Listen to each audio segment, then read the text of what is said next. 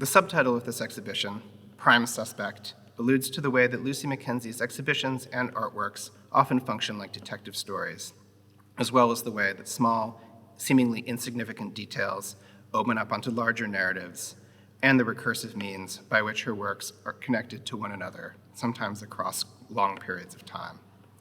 It also points to McKenzie's own elusiveness in the process, the way that the artist herself has a way of disappearing into the dense web of references she weaves in her work. Over the years, McKenzie's signature style has become precisely a lack thereof. In the context of this survey, the variation from one body of work to the next can almost give the illusion that one is visiting a group show. One of the reasons for this is that McKenzie has developed a methodology that involves taking up and temporarily inhabiting the styles of other artists, movements, and historical periods. In this, she's more like a forensic pathologist than a counterfeiter or copyist. For McKenzie, imitation operates not as a form of deception, but as a means of understanding her subjects, a way of getting inside their heads and figuring out what makes them tick. McKenzie is, in this situation, both the investigator and the subject of the investigation. And just as we think we've caught up with her, she manages to slip out the side door, and the pleasure of pursuit starts all over again. Similarly, McKenzie's frequent use of existing historical material differs importantly from the model of appropriation that we know from the art of the 1980s, where artists and critics often sought to undermine the authority of their sources and their claims to authenticity and originality. Here again, McKenzie herself performs the role of the detective, excavating and re-articulating overlooked visual and material details from the past in order to reveal the social, political, or economic relations involved in their production, as well as what made them aesthetically compelling in the first place. And throughout her career, McKenzie has approached painting both as an art and as a technology.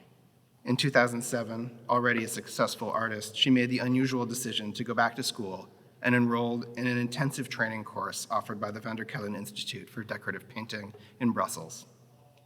The curriculum at the Institute was developed in 1882 and today remains largely unchanged.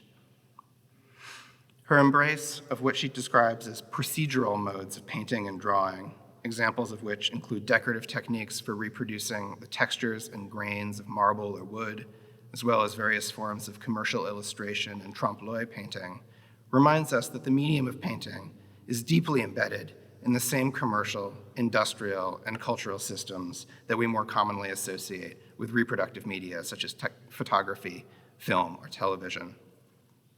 And throughout her work, McKenzie demonstrates that categories like painting and drawing not only exceed the boundary of any particular artwork, but extend well beyond the fine arts. Indeed, McKenzie's project can be understood as a practice of erasing the material, procedural, and perceptual distinctions between the subjects, objects, competencies, and the spaces that have narrowly defined painting as an artistic practice in the modern era.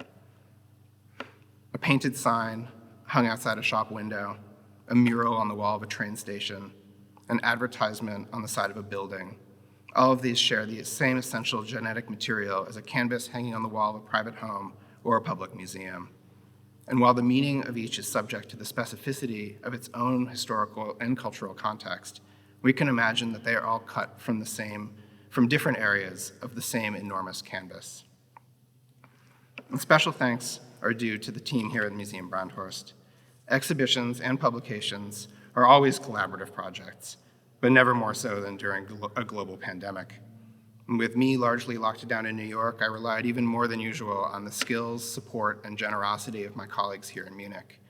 Monika Beyer-Wermuth, Patricia Dander, Achim Hochdorfer, Franziska Linhardt, Sandra Dichtel, and Kirsten Storz all contributed in far too many ways to enumerate here, but I'm extremely grateful to each and every one of them. Thanks are also due to Julia Zell, Mara Juden, and Dimona Stockle for their coordination of the exhibition and the catalog. The catalog itself has been exquisitely designed by Lena Grum and Annette Lux of Hit Studio in Berlin, and I would also like to extend thanks to Franz Koenig and Nicole Rankers at Verlag der Buchhandel and Walter Koenig, our publishing partner for this beautiful volume. Becca Lipscomb, Barbara Kelly, Howard Tong, and Steph Norwood were essential through the installation and realization of the Atelier EB faux shop standing behind me. And finally, my greatest thanks go to Lucy McKenzie herself. From the very beginning, Lucy has been the most extraordinary collaborator, always extremely focused and dedicated, while also unfailingly generous and patient. And after almost 2 years of work, it's such a pleasure to finally see all of these works here together in one space. This is a puzzle that could have yielded so many possible solutions.